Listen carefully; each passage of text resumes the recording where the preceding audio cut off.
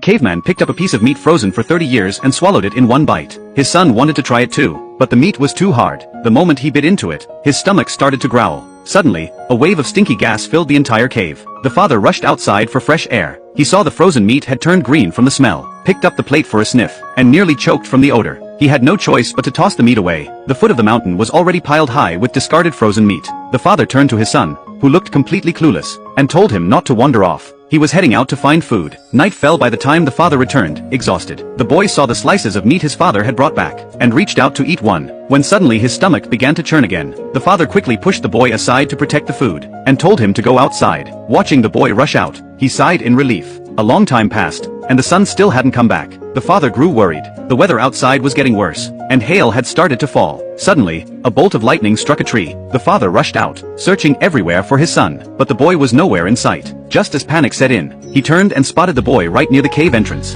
He ran over and hugged him tight. It was then that the boy held out a small branch with a glowing spark. He handed it to his father, who examined it carefully, not knowing what it was. Just then, the boy's stomach rumbled again. The next moment, a burst of gas ignited the spark, leaving both father and son covered in soot. As they stood there stunned, the nearby branches caught fire. The two were terrified at first, but the warmth of the flames felt incredibly soothing. The father couldn't resist moving closer, and soon they were both warming themselves by the fire. As the frozen meat roasted over the flames, it gave off a rich, savory aroma. The father quickly took a piece, took a small bite, and tasted something more delicious than anything he'd ever eaten. He handed a piece to his son, who took a bite, and broke into a smile. Because of a stinky gas, the caveman had discovered fire.